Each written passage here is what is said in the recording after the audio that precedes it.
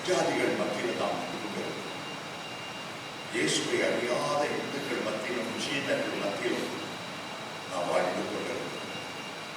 இந்த சமுதாயம் ஒரு சவால் விடுகிறது. உன் தேவன் எங்கே? உன் தேவன் உனக்கு என்ன செய்து விட்டார்? சவால் விடுகிறது. இஸ்ரவேல் ஜனங்களை ஒரு மனிதர் 40 நாட்கள் சவால் விட்டு கொண்டே இருந்தார். அவர் தான் கோலியாத். எல்லாரும் வழுங்கிட்ட மாதிரி வாய் பேச தெரியாம கர்த்தருடைய வல்லமையை பயன்படுத்தாம அவன் திட்டலாம் 40 நாள் கேட்டு சொரண கட்டப்படாம ஒரு நாள் தாவிடப்பட்டார். சவாலை கேட்டு அவனுடைய நாடி நரம்புகள் அவனுடைய மயிர் கால்கள் கர்த்தர் உண்டு என்று நாம் நிரூபிக்கும். இஸ்ரவேலிலே ஒரு தேவன் உண்டு. சாத்தானுடைய சவால்களை முறியடிக்கிற ஒரு தேவன் உண்டு. நான் நிரூபிக்கத்தான் பெரிய யுத்த பழக்கம் ஒன்று இல்லை. வைராக்கியம் கர்த்தர் மேல அளவற்ற ஒரு அன்பு. 40 நாள் சவால் விட்ட அந்த பெரிய யுத்த வீரர், பெரிய ராட்சசன், சிறு வயது முதலே யுத்தத்தில் தேர்ந்தவர், சர்வாயுத வர்க்கங்களை தரித்தவர். ஆனால் சவாலை முறிக்குவது எழுந்து புறப்பட்டுவார். ஒரு கவனினால கல்லை வைத்து வீசி அடித்தவர்.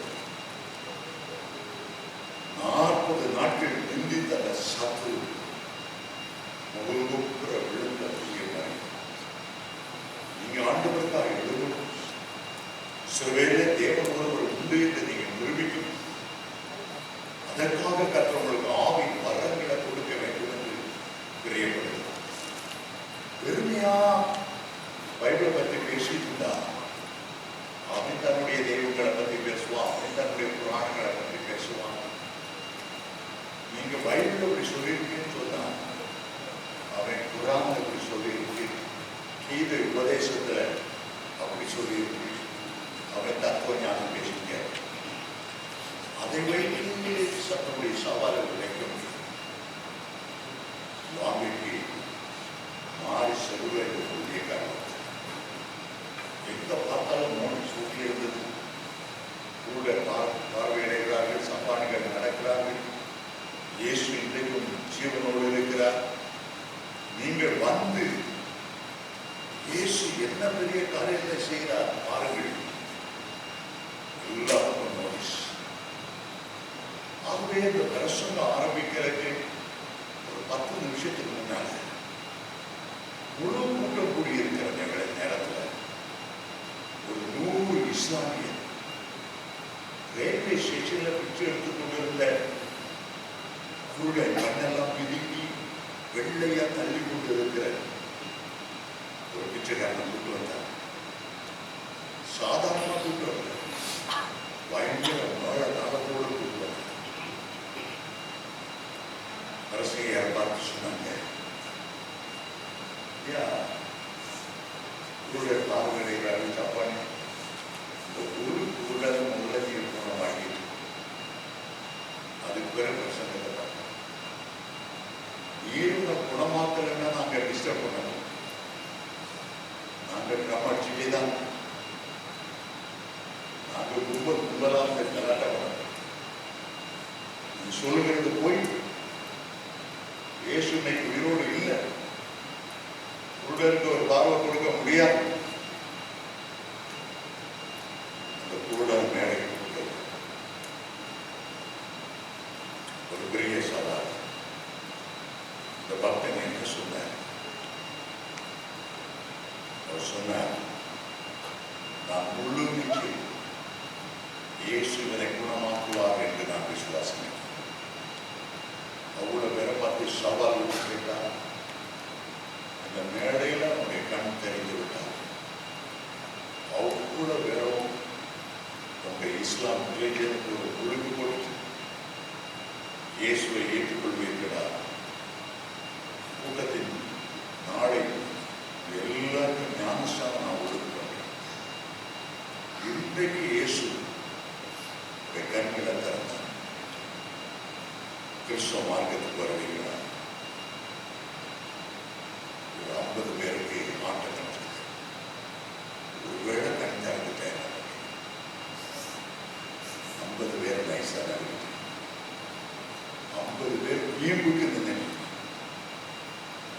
எல்லாரும் பார்க்கும்போது சொன்னார், இவ்வளோ பேரை பார்த்து போடுங்க, இயேசு எவ்வளவு வல்லமை உள்ளவர் சொன்னார்.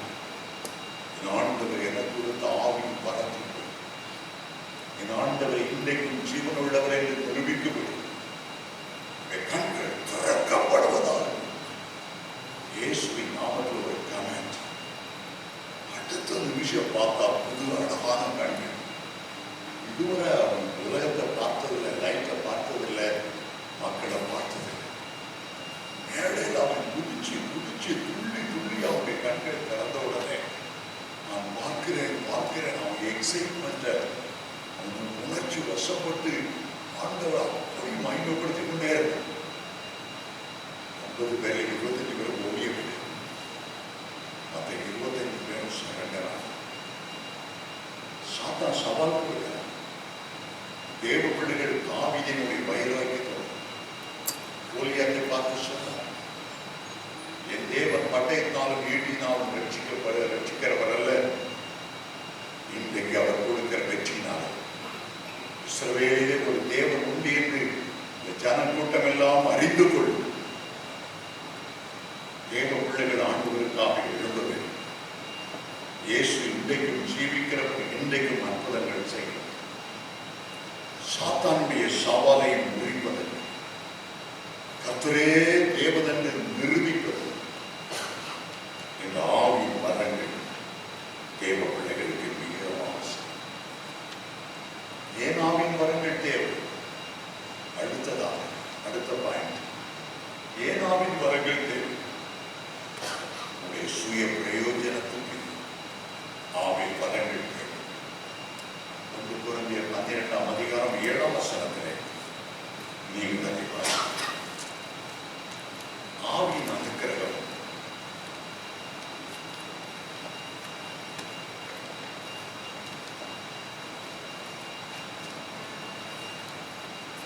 அவனவன் பிரயோஜனத்துக்காக உடைய வாழ்க்கையில் ஒரு முன்னேறுவதற்கு, உடைய குடும்பத்தில் அற்புதம் நடப்பதற்கு, உங்களுடைய பிள்ளைகளுடைய சுகவீனம் நீங்குவதற்கு, உங்களுடைய பிரயோஜனத்துக்காக, உங்களுடைய மனைவி பிள்ளைகளின் பிரயோஜனத்துக்காக உங்களுக்கு ஆவியின் வரங்கள். உதாரணமாய் 2 பேரை நான் நிறுத்தப்படுவோம். யோசேப்பினுடைய பிரயோஜனத்துக்காகவே ஆவியின் வரம் அவர்களை கிரீஸ்.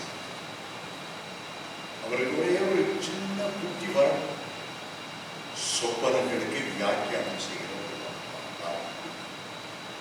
சொப்பனங்களுக்கு அர்த்தம் சொல்கிறவர். சிறைச்சாலையில 2 பேர், 2 கைதிகள் யோசேப்போடு இருந்தவர்கள் அழைக்கப்பட்டிருந்தார்கள். 2 பேரிலும் ஒரே நாள்ல 2 பேர் சொப்பனம் கண்டார்கள். தங்களுடைய சொப்பனத்தை பற்றி சொல்லிக் கொண்டிருக்கும் போது யோசேப்பு சொன்னார், சொப்பனங்களுக்கு அர்த்தம் சொல்லுங்கள், தேவனை குறிக்கிறது. சொப்பனத்தை அர்த்தத்தை இன்னும் சில மாதங்கள் ராஜா ஒரு சொப்பனம் கண்டார். பார்வோன் கண்ட சொப்பனத்துக்கு அர்த்தம் சொல்ல யாருக்கும் தெரியவில்லை. யோசேப்புக்கு அந்த சின்ன வரம் இருந்தபடி சிறைச்சாலைக்கு நேரடியாக பார்வோனுக்கு அடுத்த நிலைமையில உயர்ந்தவர். ஒரு சின்ன ஆவியின் வரம் உங்களை உயர்த்தி. தானியேலுக்கும் அப்படி ஒரு வரம். சிறையிருப்பிலே அடிமையாய் பாபிலோனுக்கு போனவர். இந்த சின்ன ஆவியின் வரம் இருந்தபடியா அந்த பாபிலோனுக்கே அவர் பிரதம மந்திரியாய் மாறினார். ஏன் சிங்கப்பூருக்கு நீங்க ஒரு மினிஸ்டரா மாறக்கூடாது? உங்களுடைய சுய பிரயோஜனத்துக்காக ஆண்டவர் ஆவியின் வரங்களை வைத்தார். சென்னையிலே ஒரு குடும்பத்தினரை தவி ஒரு பெரிய ஹோட்டல் பிசினஸ்.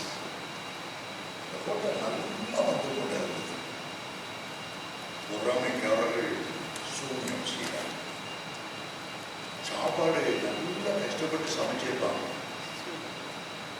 முடி நிறைய கிடக்கும் சாப்பாடு. அந்த கடையில சாப்பிட வர்றவங்க முடிய கிடக்கிறத பார்த்துட்டு அப்படியே வச்சுட்டு போவோம். ஒரு சாப்பாடு கூட விற்பனையா? ஒரு பிசாசு, ஏழு பிசாசு சாப்பாட்டுக்குள்ள முடியும். அவருக்கு தீராத நோய். எல்லா பணத்தையும் டாக்டருக்கு செலவழிச்சு ஹஸ்பண்டை இறந்து போனாங்க. பயங்கர கடன் பிரச்சனை, சொல்ல முடியாத கடன். அவங்களுக்கு 7 பிள்ளைகள். பரிதாபமான நிலைமைகள்.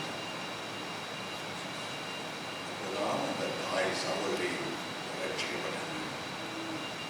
கொஞ்ச நாள் அபிஷேகம் பெற்றாங்க. சூரிய கட்டுகளை உடைக்கிற வல்லமை ஆண்டவர். அவர்கள் சூரியத்தினால பாதிக்கப்பட்டு இருந்தபடியால் அப்படிப்பட்ட மேல் அவர்களுக்கு ஒரு மன உருவம். ஜெபம் போது சர்ச்சை போனீங்கன்னா நிறைய பைத்தியங்கள். சில பைத்தியங்கள் ரொம்ப வயலண்டா இருக்கிறதுனால சங்கிலி போட்டு கட்டி வச்சிருக்காங்க. அவங்க ஒவ்வொரு நாளும் போய் அவங்களுக்கு மன உருகி தோணுமே. அந்த பைத்தியங்கள் எல்லாம் இல்லையா? கொஞ்ச நாள் கழிந்து ரொம்ப அக்யூரேட்டா ப்ராஃபஸர் சொல்ல ஆரம்பிச்சு. உலகத்தில் பல பகுதிகளில் தீர்க்கதரிசனம் கேட்டு வருவார்.